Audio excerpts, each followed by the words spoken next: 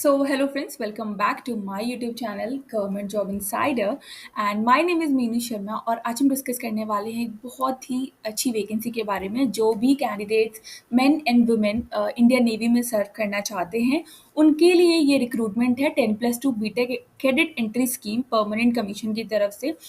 ठीक है, तो आप इसके बारे में पूरा अच्छे से समझेंगे कौन-कौन फिल कर सकता है। सबसे पहला डाउट ये होता है कि क्या वुमेन इसको फिल कर सकती हैं? तो येस, फीमेल ऑल्सो इसको जो है इस फॉर्म को फिल कर सकती है क्योंकि यहाँ पे इन्होंने पहले से मेंशन किया हुआ है कि मेन एंड वुमेन, जिसमें 7 वैकेंसी जो है वो मेन की है। फाइन, 36 वैकेंसी है जिसमें 7 वुमेन की है। एप्लीकेशन इनवाइटेड है for unmarried male and women candidates के लिए। फाइन, उसके बाद ये 10+2 बीटेक कैडेट एंट्री स्कीम है। यहाँ पे एग्जीक्यूटिव एंड टेक्निकल ब्रांच के लिए 36 वैकेंसीज है मेन एंड विमेन। जो candidates born between 2 January 2006 and 1 जुलाई 2008 वो डेट इंक्लूड है। इन डेट्स के बीच में जिन भी कैंडिडेट्स का बर्थ हुआ है वो जो 2006 और 2008 को भी इंक्लूड करके वो कैंडिडेट्स इसको फिल कर सकते हैं। बात कर लेते हैं only applicable one application to be filled by the candidate. Vacancies in para 2 और टेंटेटिव में भी चेंज। एजुकेशनल क्वालिफिकेशन की बात कर लूँ तो आपको 10+2 में आपके पास पीसीएम होना चाहिए और उसमें 70% एग्रीगेट मार्क्स होने चाहिए फिजिक्स केमिस्ट्री मैथ्स में।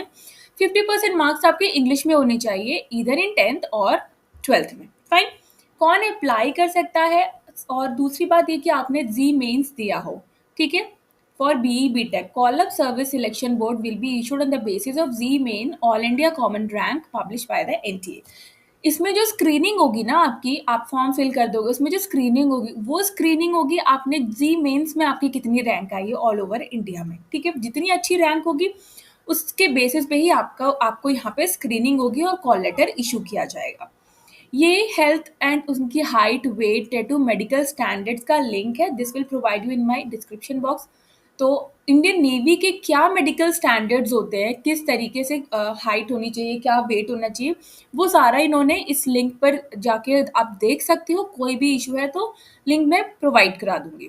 फाइन, सिलेक्शन का प्रोसीजर क्या होगा? सबसे पहले तो स्क्रीनिंग ही होगी जो कि बेस होगी आपकी रैंक पर, ऑल इंडिया रैंक जो होगी कॉमन रैंक लिस्ट 2024।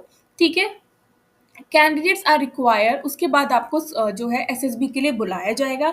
एसएसबी के there are 4 centres in all over India. One is Bangalore, second is Bhopal, third is Kolkata and the last one is Visakhapatnam for March 2025 onwards.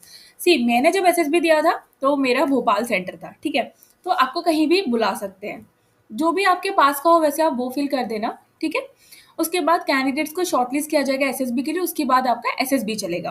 Candidate are advise not to change their email और mobile number till selection process is over because every information you will get on their email ID only. So proper तरीके से email ID और phone number को आपको रखना है। Deactivate हो रखा हो ऐसा कि मोबाइल नंबर वर्किंग ना हो, ऐसा बिल्कुल भी नहीं करना है। Fine, change of SSB centre for examination और इंटरव्यू ऐसी कोई भी मतलब प्रावधान नहीं है, वो सब चेंज नहीं हो सकता।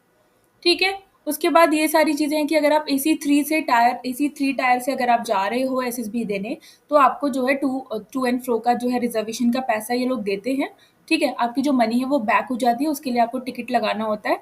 ठीक है, यहाँ पे दे रखा है फर्स्ट टाइम अगर आप दे रहे हो तो आपको फोटोकॉपी देनी है of the first page of the passbook of the cheque. तो उससे आपकी जो मनी है जो डिडक्ट हुई है AC3 टायर का जो पैसा लगा है वो आपको वापस कर देती है। Whether it is Indian army और whether it is Indian navy, मैंने इंडियन आर्मी में दिया था। फाइन, तो वो पैसे आपको रिटर्न हो जाते हैं। एसएसबी कैसे होता है ये भी आप इंडियन नेवी में जाके देख सकते हो। 5 डेज का होता है जिसमें फर्स्ट डे अगर आप क्लियर नहीं कर पाते हो तो फर्स्ट डे आपको वापस जाना पड़ता है। फाइन, मेरिट लिस्ट जो बनेगी वो एसएसबी के मार्क्स पर बनेगी। फाइन, कैंडिडेट जो डिक्लेयर्ड होंगे fit in the medical examination would be appointed subject to police verification and character verification and availability of vacancies in the entry. Training selected candidates will be inducted as cadets for 4 years BTech course applied electronics and communication engineering, mechanical engineering और electronics and communication as per the naval requirement। आपको यहाँ पे 4 years की training दी जाएगी। On completion of the BTech degree will be awarded by the Jawaharlal Nehru University JNU। Distribution of the cadet amongst executive and technical will be as per the extent policy। Entire cost of training including books and reading material will be worn by the Indian Navy.